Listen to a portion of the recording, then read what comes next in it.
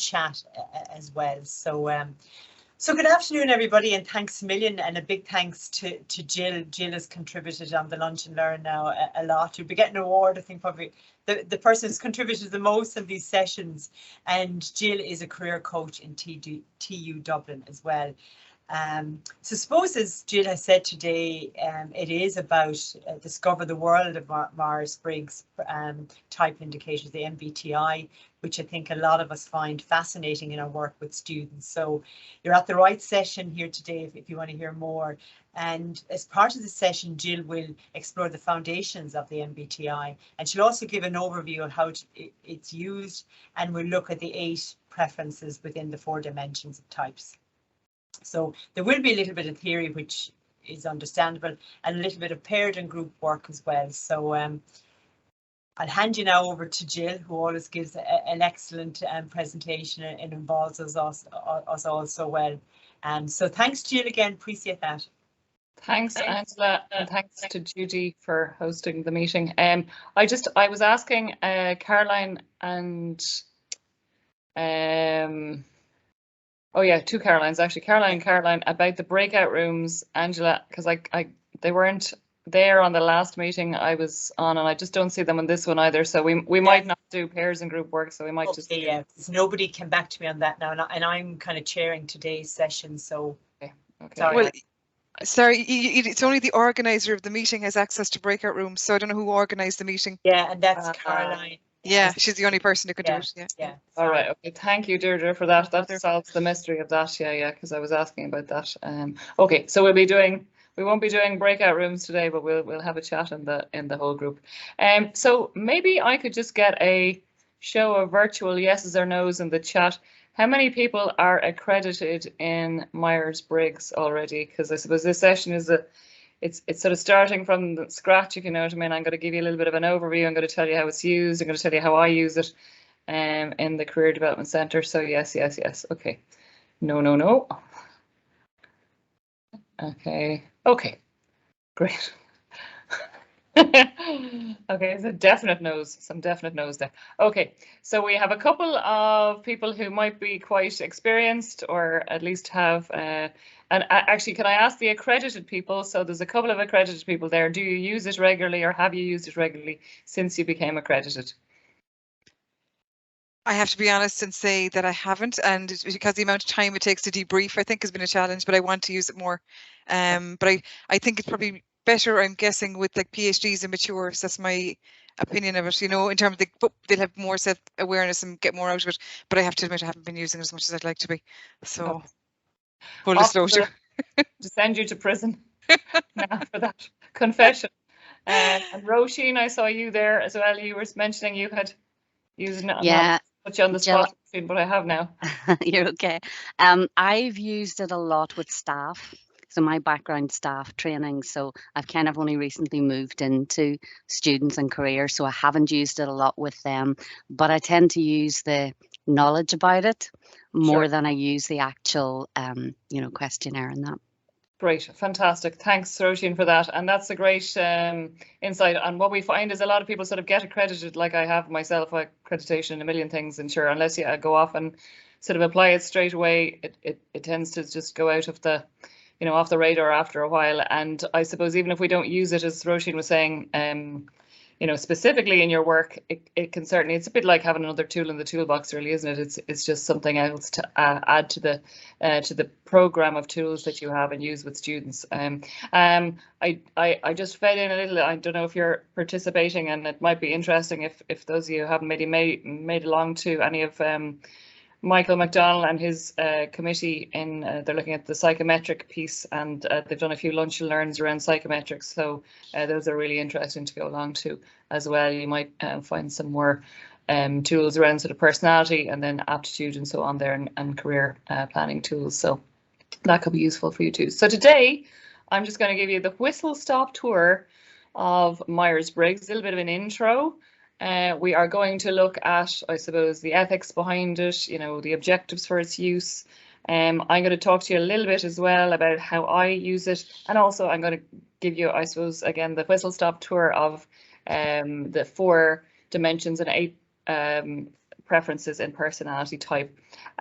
Within that, what I've done for the first part of the presentation, just when we're going to do a little bit of a thinking around our own personality types, I'm just going to give it to you as I would give it to a group of students if I was working with students, and I'll show you at the end a sort of end result of some work I'm doing with some students at the moment, and it might be something for you to think about, those of you who are maybe thinking of getting accredited and applying it in your work. So hopefully you'll find this useful and enjoyable. So I will crack on now with the presentation. So, as we say, discover the world of Myers-Briggs. So it's not intended to be an extensive presentation, and because the presentation I'm delivering, because a lot of the content in it is it's copyright materials belonging to OPP, so it's not for other people other than those of us who are accredited to use. So I won't be just saying to Angela, I won't be able to send you on a copy of the presentation, but you will be able to, access materials online. There's a lot of information about Myers-Briggs. What I would say to you,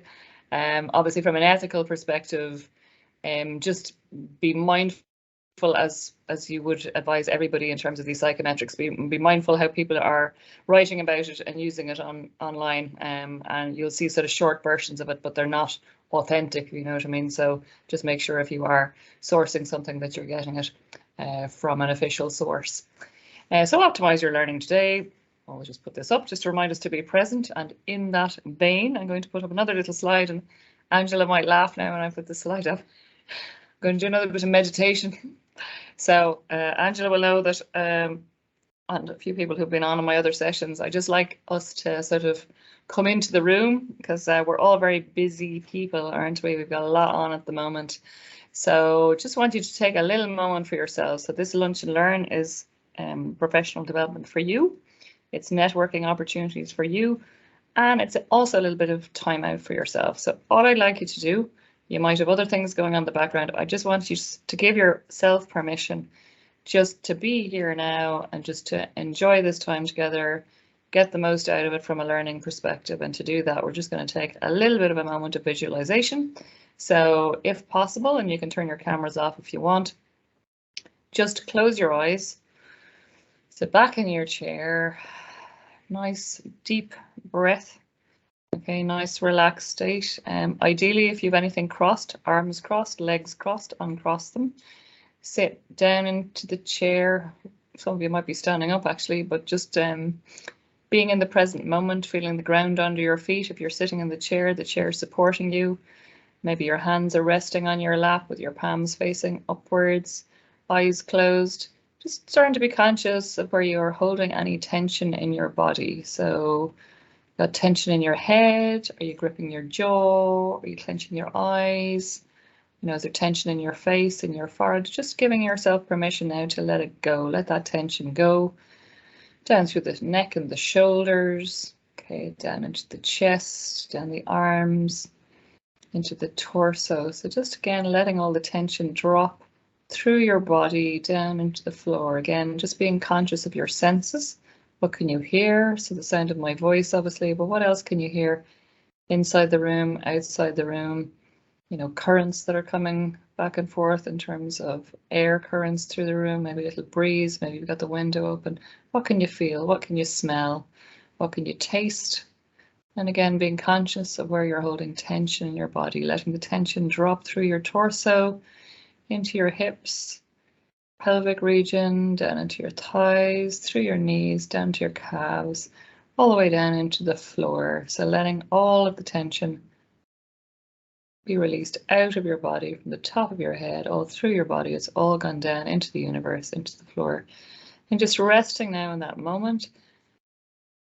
Taking another nice deep breath. So again, focusing just on the breath. I'm just breathing in, just breathing out.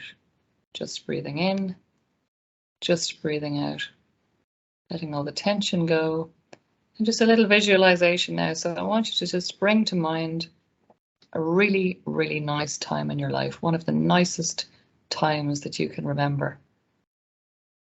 And I just want you to bring that to mind, really bring it to life. Okay, so who's there? Who's in the place that you're in? What's the weather like? What's the surroundings? What can you hear? What can you see? What can you smell? What can you taste? What can you touch? I just want you to sit in that for a moment and to imagine that nice place that you were. Might be recent, might be far away. Just want to rest in that time. Okay, and just be conscious again of how you're feeling in this moment. Okay. And then give you a couple of moments there. And again, with the eyes still closed, sitting there nice and relaxed, releasing all that tension. Just want you to take another 3 deep breaths. And as you're doing that, I'm going to count you from 10 to 1 and then just come back to the room. So a nice deep breath in, and 10, 9, 8, 7, 6, another breath, 5, 4, 3, 2, another breath, and 1. So whenever you're ready, eyes open, shake it all out a little bit, come back into the room. And now we're in a much better space for learning and absorbing, I hope. So, summary of what we'll cover today. Going to look at the background to the Myers-Briggs type indicator, and it's abbreviated as Mbti. Going to look at what we call self-assessed exercises. So again, I'm not going to go into any of these in great detail. I'm just going to do the flick through so that you'll get a picture of Myers-Briggs itself, and also what I sort of deliver to students when I'm doing sessions with them. So depending on the group, something might be very simple, something might be complicated, a little bit more complex, depending on the group, as some of you were mentioning in terms of PhDs, you know, and masters. I have to say, I find it works well with all groups. But again, in terms of the presentation of it, I might be a little bit more simplistic in my presentation of it to, say, first years or, you know, higher certificate students than I would be if I was you know, working with PhDs. I'm going to talk about MBTI reported type and MBTI best fit type. So what is the Myers-Briggs type indicator? The MBTI is an indicator of personality, really important. I was chatting to a guy the other day and he said, can I do that test? And I said, it's not a test. A test indicates there's wrong or right, and it's a, you know, a test or a competency assessment. It's not, it's an indicator only of your personality. It's based on Carl Jung, the Swiss psychologist, Jungian theory. So his theory of trait and type. Now people say it's not about trait, it's not, but he did discuss issues of personality trait.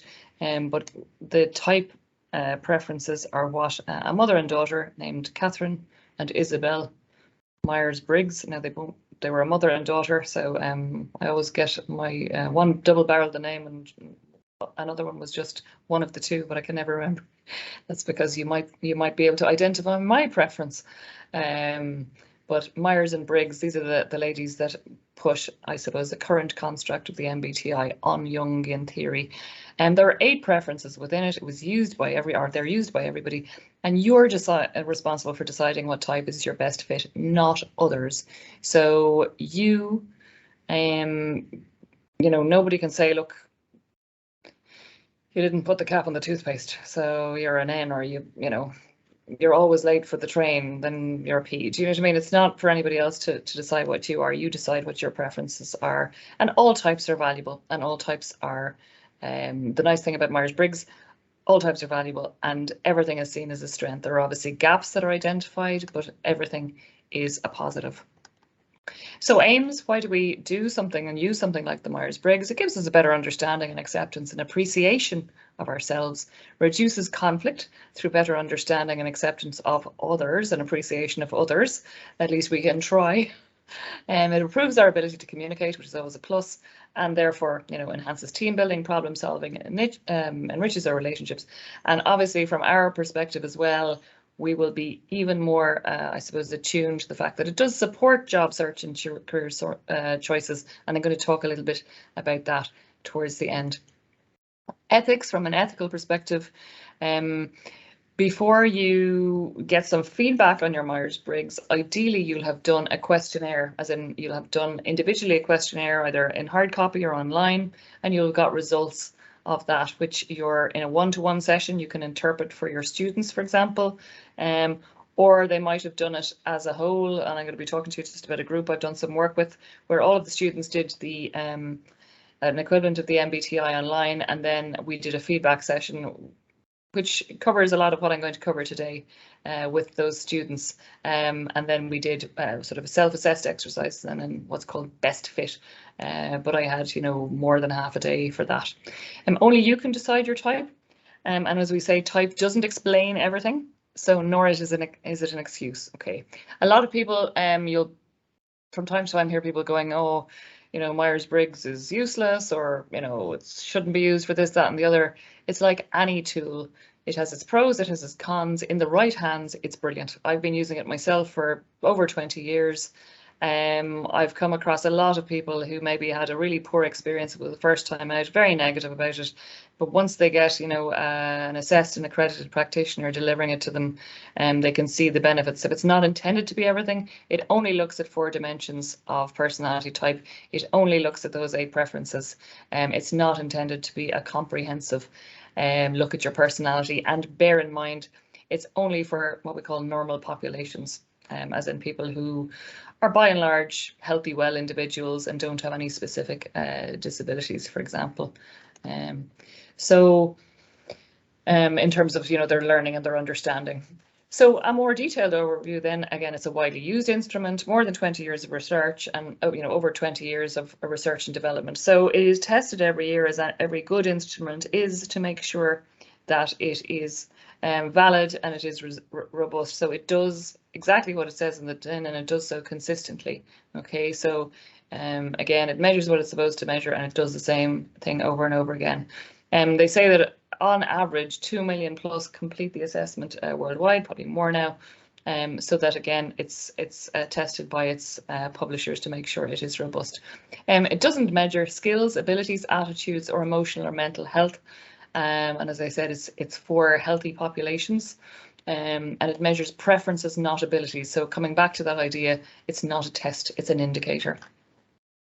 It assumes that preferences are hardwired, so that one day we'll be able to identify them in our DNA.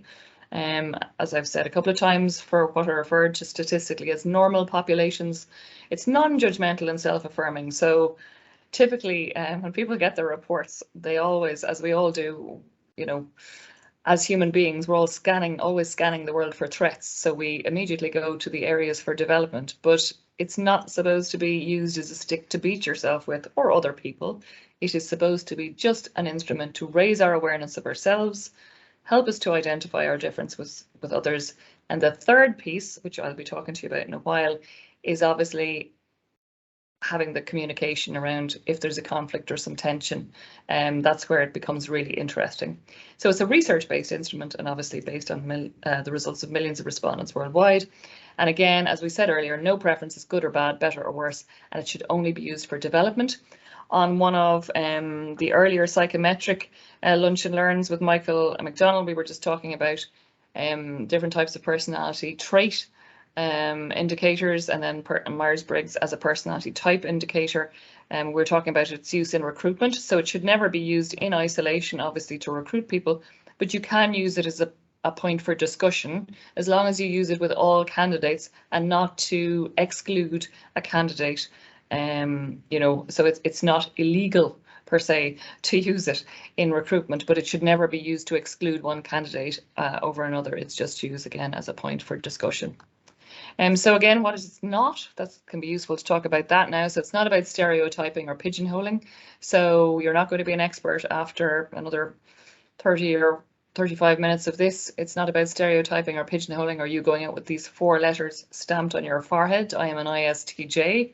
It's not a test. It's not a psychological assessment. Okay, so it's no indication of your psychological health or others, and not ideally used by those on whom you're close to. Okay, so please don't go home and start predicting what the cat is, what your child is, what your partner is, what your sibling is, your parent. Okay, you're not going to be able to do that. I can't do that after years, so you're not going to be able to do that after today. And it shouldn't be used as sort of a stick to beat yourself with or to other people as well. So the 4 dimensions of type, and again, I'm conscious that I'm going to be going through this quite quickly. So 4 dimensions of type, what are we looking at? I'm going to read through these, okay, and then I'm going to give a couple of caveats as I'm discussing them. So the first dimension of type is all about where you get your energy from. The second is what kind of information you prefer to use. The third is what process you use in your decision making. And the last is called, how do you deal with the world around you? So in summary, I'm going to just give I suppose, the layperson's view of that. Energy from, it just means what energizes from you, and it's from, as it says there, an extraversion and introversion perspective. So what gives you a buzz in life, where drains you, where enlivens you, okay? So just thinking about, again, that energy, from an interactive perspective, okay? The second, in terms of the kind of information, it's the kind of information that you like to pay attention to, things that you remember, things that are important to you. The decision-making process, it's looking at a span of, do I make my decisions basically on an objective basis or a subjective basis? So sort of a head and a heart type scenario. And the last one, how do you deal with the world around you? In simple terms, this one is all about time, folks. So it's about our attitude to and our relationship with time and how we organize ourselves within a time frame. Okay, so coming back to the first one again, where we get our energy from, 2 preferences within this dimension. One is extraversion and the other is introversion. Now, what I'm inviting you to do today is to leave your common perceptions of what each of these terms mean outside the door of your office or wherever you're sitting or standing, okay? So this could be Elaine and Ian, okay? So just leave your common perceptions of what you think extraversion means and what you think introversion means from a psychological perspective. So there is some relatedness, so it is slightly related, as in if you have a preference for extraversion, it is to do with being outgoing and liking, interaction with others and all of that, but it's not strictly the same translation as if we're just looking at it from a purely psychological perspective, okay? So just leave the common understanding of what you mean by these terms outside the window. Similarly, introversion, the behaviors we're going to look at, the things we like in this sort of space, we're going to look at are similar to those as we would know that, are traits of introverts, but it's not directly related. So again, extraversion and introversion within this first dimension of where we get our energy from. Again, the next one, you see sensing and intuition, but again, leaving your perception, your common perception of what these words mean in English outside the door. It doesn't mean the same thing in this, okay? Sensing, that's Sarah, and again, we've, like the periodic table in chemistry, we've used I already for introversion, so you'll notice that the N is highlighted. So this is sensing and intuiting. In shorthand terms in Myers-Briggs, it's S and N, okay? And this is all to do with the type of information we like to pay attention to, what is important to us in the information space. The third one, all around how we make decisions, again, thinking and feeling. This could be Tom and Fahiza. Just again, your common perception of what these words mean outside the door. And the last one, judging and perceiving. Again, it could be, John and Percy. Okay, just again, leaving the common idea of what judging and perceiving mean outside the door. So again, just to recap, first, extroversion and introversion, all about what gives you a buzz, what energizes you in life. The second, sensing and intuiting, as it's known, all to do with the type of information you like to pay attention to and how you view information. The third, thinking and feeling, all to do with how you make your decisions. Are we objective? Are we subjective? Are we more head or heart in our decision making? And the last, judging and perceiving, how we live, survive, organize ourselves. And again, it's particularly, time is particularly important to this dimension. So have I got everybody still? Everybody with me? Any questions so far? No, that's good. Great. So what I'd like you to do now, I'm just going to illustrate to you how preference works. So can everybody just grab a pen and just drop a Y or a yes in the chat when you've got a pen to hand and a piece of paper.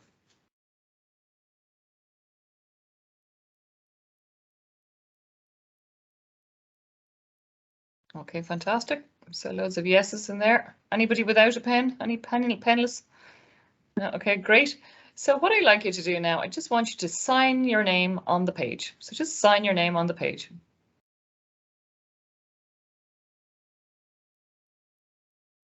Okay, that's done.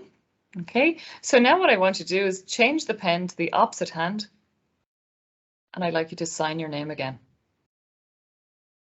So change the pen to the opposite hand and sign your name again. Okay, so I can't see any faces at the moment because most of the cameras are off. But what I'd like to get a sense of is if you could put in the chat, and remember the first hand. So the hand, so for me, I'm right-handed. It was the hand you normally use. Can you just put a couple of adjectives in the chat box to give me a sense of how that felt to use? Just sign your name with the hand you normally use. What was that like for you? So the comfortable hand, if you know what I mean, the normal hand. Spider-Man, I think that might be the next one, or is that normal? Is that the normal hand, Derek? Easy, natural, normal, quick, fantastic, normal, okay, automatic, okay, easy, brilliant. Okay, and what about the hand then, the hand that you don't normally use? So I asked you to put the pen in the other hand and sign your name again. So that might be Spider-Man and weird and alien, awkward, challenging. Okay, any other descriptors? I remember a student telling me once, they said, Miss, it's like my head is fighting with my hand. And people get a fit of the giggles, a struggle, a frustrating scroll. Okay, exactly. So this is exactly the way preference works, folks. So this is exactly the way your personality type works. So as you described there, the hand you normally use, natural, easy, flowing, comfortable, took less energy. And the hand you don't normally use, unnatural, difficult, jerky, awkward, and took more energy. But take a look at the signature. You wrote something, right? Yeah. You managed there. Some people tell me the hand that they don't normally use, it's more legible than the one they use. So if anybody has ever broken a hand, I don't know if anybody's ever broken a hand or a wrist, anybody admitting to either as a child or more recently losing the use of the hand you normally use. Anybody experience that? No, maybe not. But if you had, what would happen? You'd get the hand put in a cast, wouldn't you? And then you'd have to, you broke your wrist. Judy, great. Judy, do you want to come on the camera there for a second? Yeah, I broke my right hand wrist, and the huge advantage was I couldn't rotate it, so I couldn't use the mouse at work. Brilliant, Judy. Yeah, which I had to stay at home. But trying to use my left hand to do lots of things was actually exactly, it was difficult, it was awkward, and you have to think about it more. Yeah. So yeah, exactly. Okay, and what happened when you got the use of the other hand back? Interestingly, when I got it back, I was quite like not nervous now. Nervous is a bit strong, but I was just, it wasn't as natural just to go back to it, which was interesting. Yeah, and then after a while you forget about it. Then over time you forget about it, and then you're just back to as it were. Yeah. Yeah, yeah, exactly. Fantastic. Thanks, Judy, for that example. So that's exactly the way preference works. That we get used to using one preference in each of those dimensions. So remember, we looked at extroversion, introversion, sensing, intuiting, thinking and feeling, and judging and perceiving. And the concept of preference says that in each of those dimensions, those 4 dimensions, so in each of those pairs, you have a leaning towards one way or the other. Okay, so I said to you earlier, type is not an excuse. So you might say, oh, do you know what?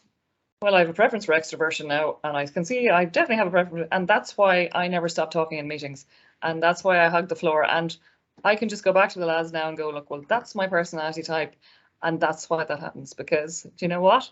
You also have access to your preference for introversion.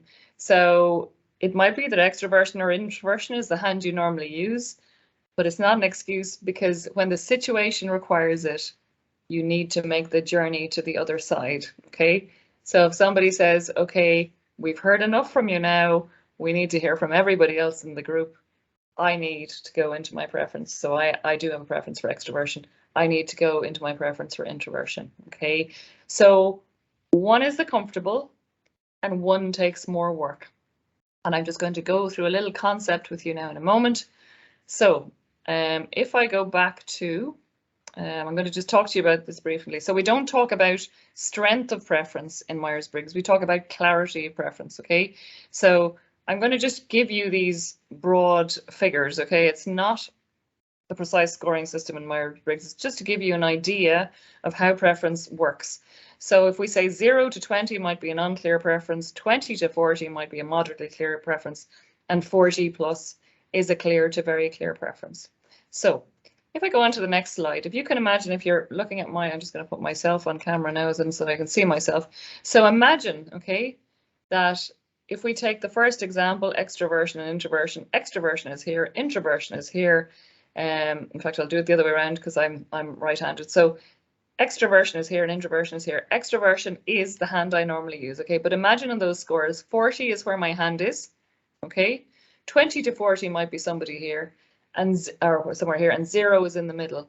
So if you can imagine, this is the scale. 0 is in the middle, 40 is the outer, and then there's a spectrum in between. So if we just go into the next slide. So if you look at this and imagine that 0 is down the middle, 40 at either side. What we do in Myers-Briggs and what the questionnaire does is it asks you, as all these questionnaires do, it asks you the same sets of questions in different ways over and over and over and over again to test the consistency with which you plump for one side or the other. Then it plots a little graph, and when you come out with your results from the Myers-Briggs, from what we call the self-reported type, which is the questionnaire, you will find yourself somewhere on that spectrum.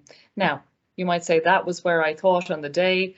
If you were being sort of, reasonably not trying to predict the outcome in a comfortable space, the chances are it's quite reflective of where you're at the moment. And I say at the moment for a reason. So you will come across as somewhere on the line, either left of the, you over on the extroversion side or introversion side, S or N, T or F, J or P. So you'll come out on one or the other side. Now you might find some of them you're very close to the middle, and others you're close to the end, okay?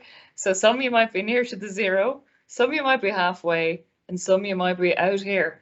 Now, the good news is, okay, or the bad news, is that the closer you are to the middle, the shorter your journey is to the other side, okay? So just bear with me, this will become clearer as I repeat it a couple of times. So if I'm near to the 0, sort of, 0 to 20, I only have, if I'm in my extroverted space, I have a shorter journey to go to my introverted side of myself, okay? If I'm off out here and I'm working with a colleague that is way over here, then we both have a bit of a journey to go, don't we? To sort of meet each other halfway, double in the other side. Oh, it's a bit uncomfortable. Come back to that physical feeling of writing with the hand you don't normally use. Imagine most people, if you think back to it now, there's a physical struggle, isn't there?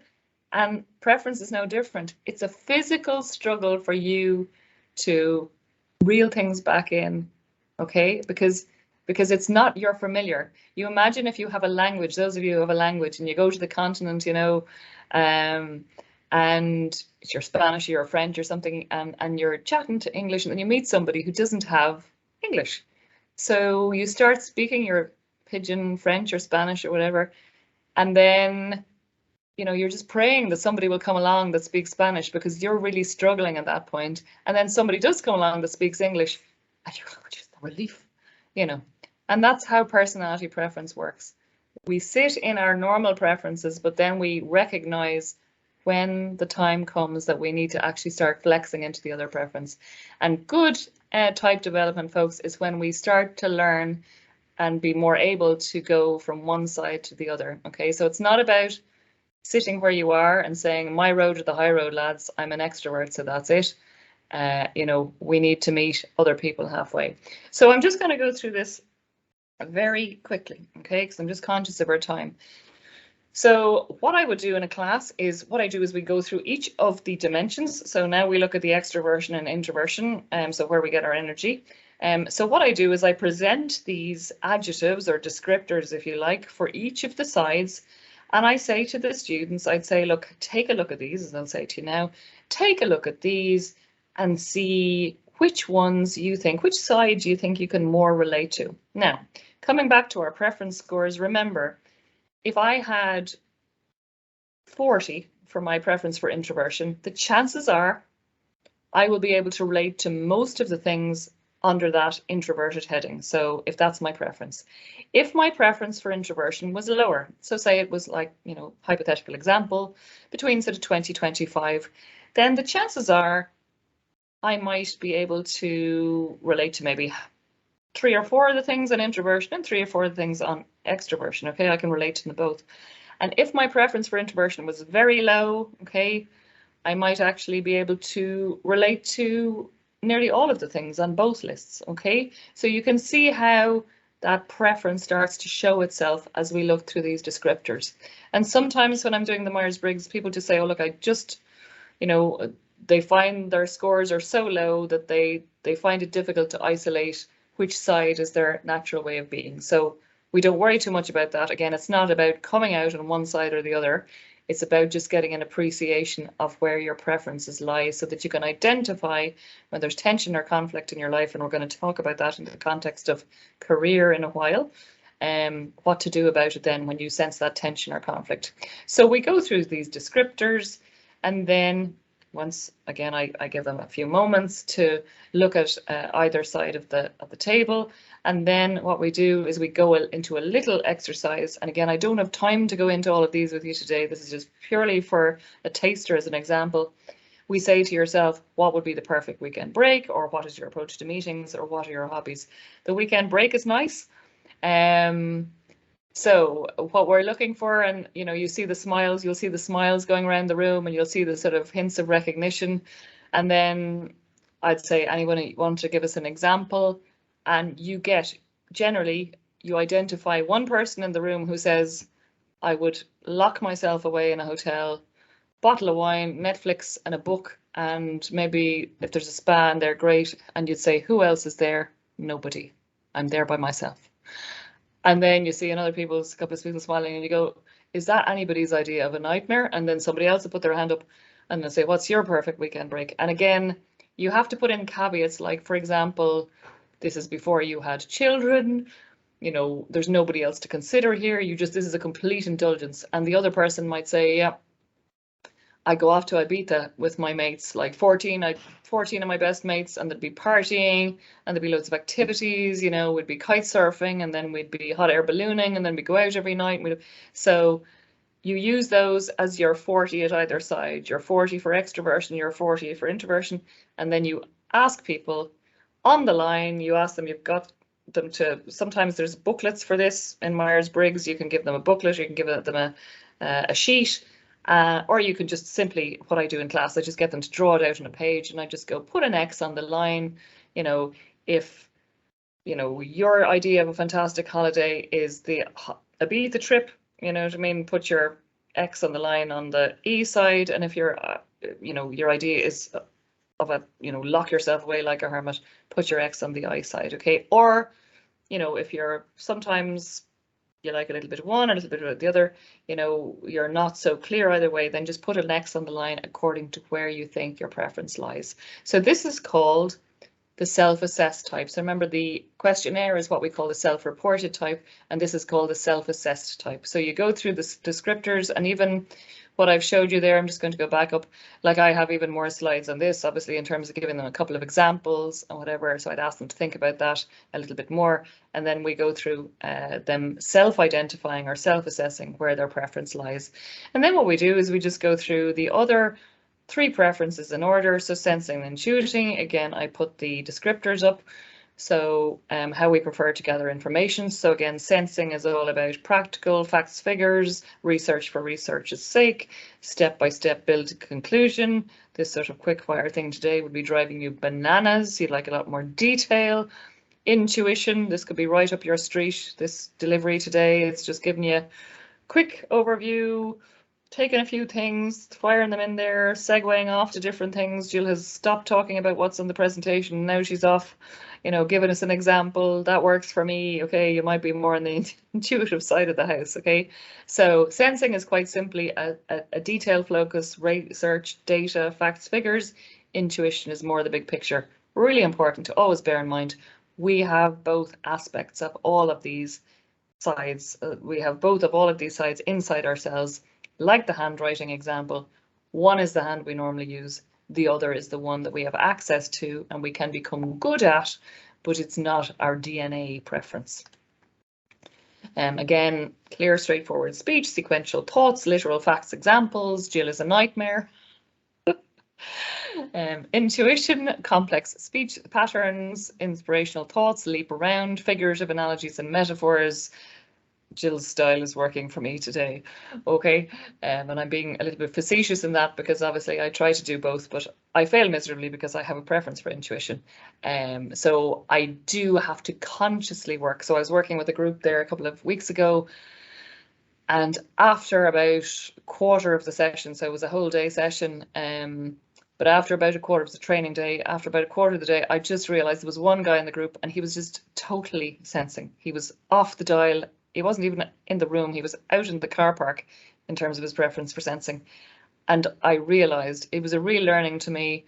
I had to just break things. And it wasn't that he was a really bright guy, you know, really scientist, you know, really well accomplished, loads of qualifications coming out his ears. It's just I wasn't being clear enough for him. He liked things step by step by step, and I really had to work at that.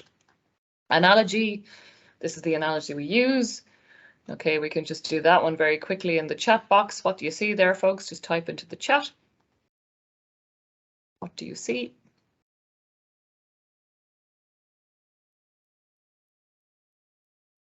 And no wrong answers, remember. Shapes. Okay, anybody want to be more specific?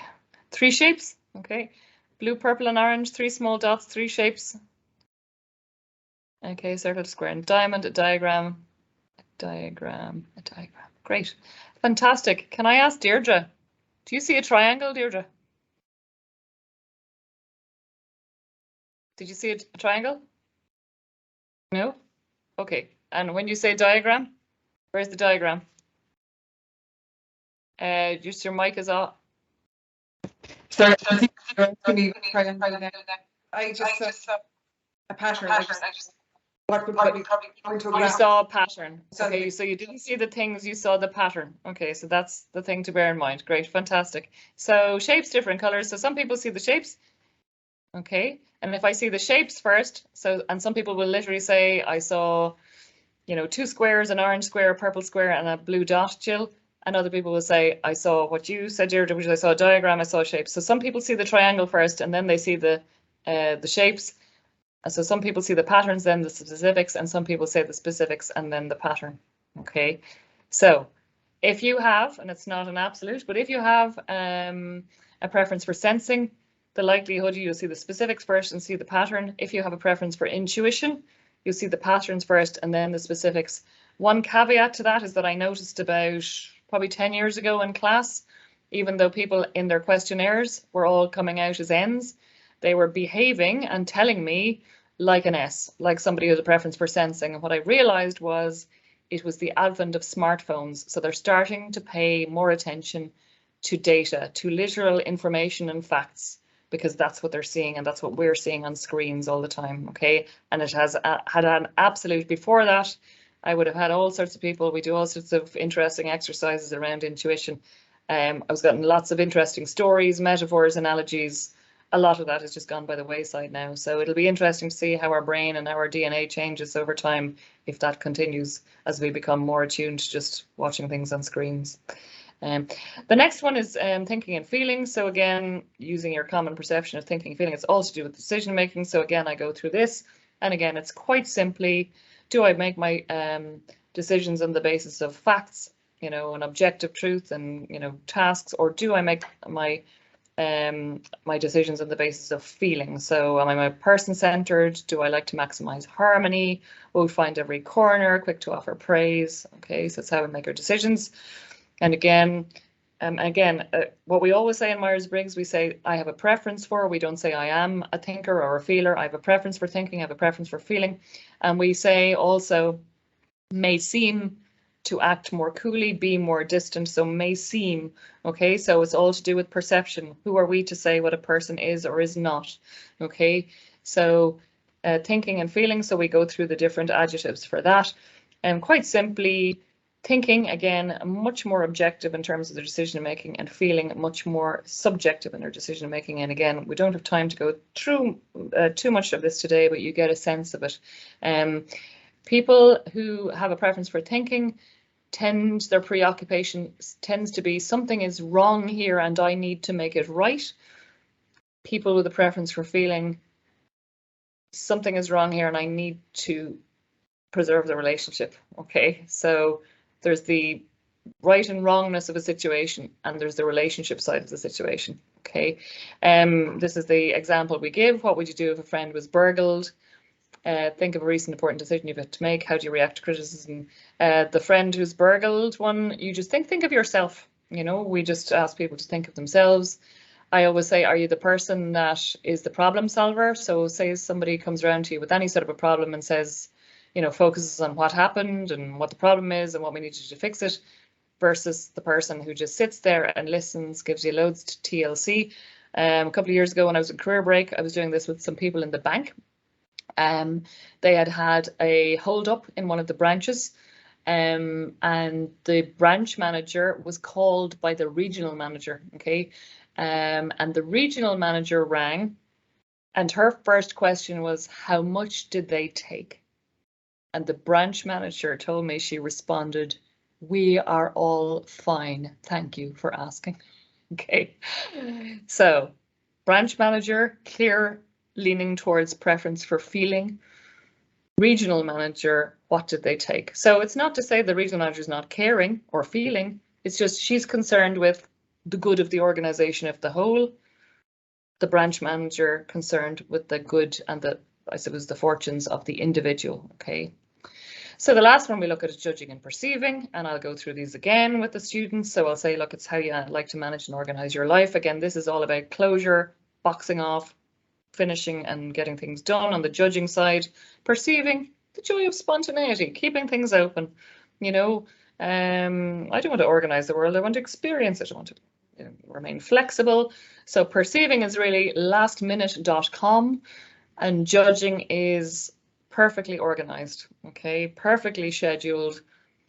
The person on the judging side will probably perceive lateness as rudeness, whereas the person on the perceiving side tends to just see lateness as bad luck. Ah, sure, they probably missed the train.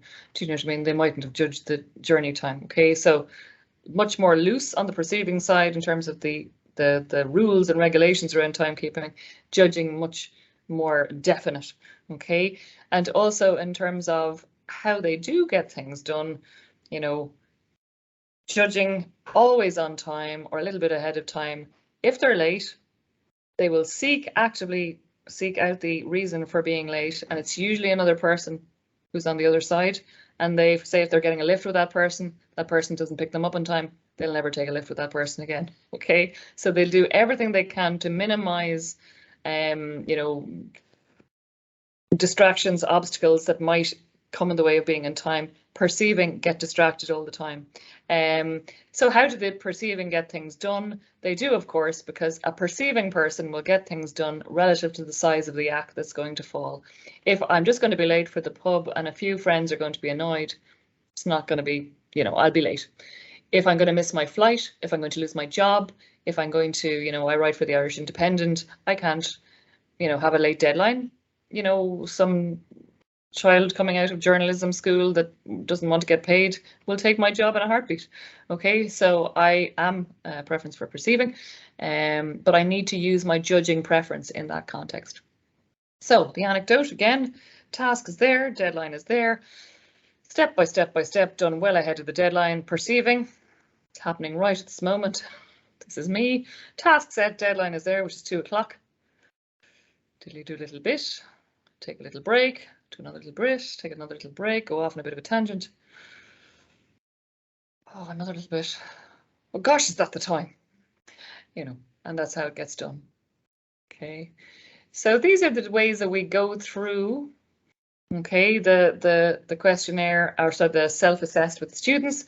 Then we show them their questionnaire results, and we give them out they may have it already actually if they've done it online prior to class, but we ask them to take it out, and then we go through the questionnaire and we see if there's a difference between what they've self-assessed there on their you know, I've asked them to make the X on the line for each of those preferences. And then we see if there's a difference with the questionnaire. And then we explore why that might be. I don't have too much time to go into that today, but I can answer any questions you have. And then we go through bigger exercises, which are around best fit, which is where the fun is, okay? And I'll just refer to a group I've been working with on that. And that's it. We get them to do interactive exercises with each other in small groups. And then give some feedback or some individual exercises for the sensing and intuiting. I get them to plan a picnic, for example, as in just a theoretical planning of a picnic for judging and perceiving, and it really is a light bulb moment for loads and loads of them as they're doing those. So those are the 4 dimensions of type. So again, energy, information, how we make our decisions, and how we deal with the world around us, and the 8 preferences. So at the end of all that, you decide between the self-reported type, which is the questionnaire, and the self-assessed type. We ask them to identify, you know, again, which do you think is their truer leaning? So extraversion or introversion, sensing or intuiting, thinking or feeling, judging or perceiving. So they get these 4 letters. ENTP, for example, would be mine. Won't talk to you about too much about in the grip of the inferior function. Just going to focus on this as we close up. So really important to bear in mind, folks, no one personality type is suited or not suited to any career, so you can dispense with that idea if it's been sitting there. What is helpful, however, is to be aware that what we call our most preferred, like the hand you normally use, in each of those 4 dimensions, identifying that so that we can identify roles and responsibilities that might just be a better fit, you know. And that could be a change of job. So as it says, within roles and within professional relationships, it can be beneficial in terms of helping us to work to bridge the gaps. So I was using this with a student a couple of years ago. He was really unhappy in his job. He'd gone from one job to another, and he said, I think I'm in the wrong career. And what we realized was it wasn't the wrong career. It was just that the setting was wrong. So he was a culinary student. He was working in restaurant kitchens all the time. Really, really pressurized environments, deadline focused, and he was P, which is preference for perceiving, which is lastminute.com all the time, constantly under stress. So we said, let's just look at different environments. And now he's working in, you know, as an executive chef in a sort of a catering unit. Okay, so it's about producing, but you know, there's a timeline and he has people working for him and so on. So he's not under so much stress and pressure all the time. So good type development, again, as we said, it's not about saying, look, I have this preference, so this career is not going to suit me, or this type of project is not going to suit me. It's about going, okay, where do I need to flex? Now, you don't want to be flexing all the time, because you're flexing too much. And I don't know if any of you, hopefully none of you sitting here today are thinking I'm flexing so much into the other opposite side of myself all the time. I'm worn out, I'm drained, I'm exhausted, I'm depressed. Because then it's time to say, look, this is not the right career for me. Okay. Where Myers-Briggs, and I'm going to finish up on this one, where it really comes into its own in careers, in our careers, or any parts of our lives, personal or professional, is where a conflict or a tension occurs within us. So remember, I asked you to use the hand you normally use to sign your name, and then to put the pen in the other hand. Where we're using the other hand, so we're flexing into that opposite preference, or there's a little bit of a niggle there. It means that one of our preferences, if you like, is being compromised in some way, either by a person, a project, a role, or maybe the values of the organization are in conflict with what I like to be doing, how I like to be working. So an understanding of Myers-Briggs helps us to support us work through that conflict. So for a student, it might be the example I gave you, somebody just in the wrong type of job for their fit, and the flexing was just taking up too much energy. Bit of a downer for the person. So it helps people to identify what works well. Also from a careers perspective, you want students to be flexible and dynamic in how they navigate the workplace and their relationships, because you don't want them leaving jobs or careers just because they don't have an understanding of themselves, of their difference with others. And the third part, of course, is the communication piece, which we work on as well, but at a later stage. So team type lens, again, they might look at their whole types or the type of their manager or whatever, see where the differences are, and then it's about sitting down and having the conversation. You know, things are not going according to plan here. What do we both need to do to work better together? So if I'm at my 40 either side, if I'm over here and you're over here, it's not about me making the journey to you. It's not about you making the journey all the way across to me. It's about us coming together and saying, well, let's dip in and out at different times. Let's experiment here to make this relationship, this job, this role work. Okay.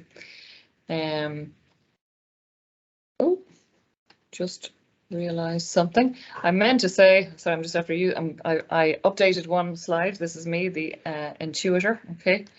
I updated one slide. I was going to just talk to you about, but I can just talk you through it, which is that I think I might have frozen there. Frozen myself. Am I frozen, Angela? No, unfortunately not. So just to say to you that within TU Dublin, I don't know whether I can bring that up, probably not. Within TU Dublin, I worked with the pharmacy technician studies group. And one of the things I suggested we bring was the Myers-Briggs. Now they wanted to do something like that anyway to help the students communicate better, because a lot of them were having problems in their placement, and just from a social skills perspective as well. There was often a lot of conflict on placement, and even when they went out into the workforce. So we've incorporated and embedded it into the programme, and as a result of that and all the other great work they're doing in that programme, so it's the pharmacy technician studies course in TU Dublin. We won a Lekela Award, and we won an Impact Award this year for that. So it was a collaboration between careers, me and the Career Development Centre, and the tutors on that course. So it just embedding this sort of work, it really helps in terms of the career development of the student. It really helps in terms of their professional development. So again, it's useful, can be useful in a one-to-one, but it's great for group work as well. You know, just giving them the tools, the techniques to have the conversations, to identify again where there's conflict in their careers or jobs or roles or with individuals, and so to enhance their professional development. So I hope that's been useful. I'm sorry, as usual, Angela, in my typical blah, blah, blah, blah, blah, blah, blah, blah, blah. There's no time for questions unless, well, I can sit here for a few minutes. Actually, Angela probably has to head off, but I can sit here. If anyone wants to hang around, we're here for a few minutes, no problem. But there's been some lovely messages in the chat thanking you, Jill. Very interesting, great examples, excellent presentation. So well done. Yeah, it's great. And you know, as you said, even working with others, or even looking at our own working style and our colleagues that we work with, I'm sure we drive some people mad. You know, and it was interesting even when you and I were working on the project together, you know, it's how you kind of work on projects as well. So, and as you say, it's not about, it's just coming together that it's workable, and looking at your own strengths. And again, what exhausts us, I think for a lot of us, depending on our working style and our preference in our roles, you know, I would get my energy from the students, and yet if I have to write those reports, I'm exhausted. I can see 100 students and ask me to write a report and I'm dead, you know. Yeah, so yeah. It's good to know where you got, and it's a strength, you know, to look at the strengths. So I'll stop talking now, and if anyone else wants to ask something or pop on the camera and have a chat with Jill there, no problem. And again, I'm aware people might have to leave, and there's no problem about that. And thanks all for your nice comments. Lovely.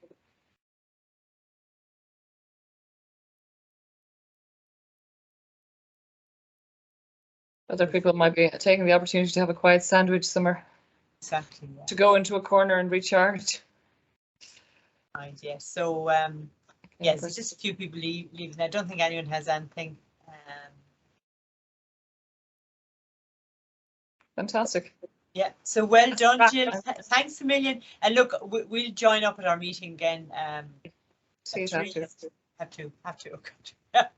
Okay. You want to do 3? I can do 3 either. No, I've forgotten that. No, that's grand, Jill. I'll talk to you then later. Thanks a million, Jill.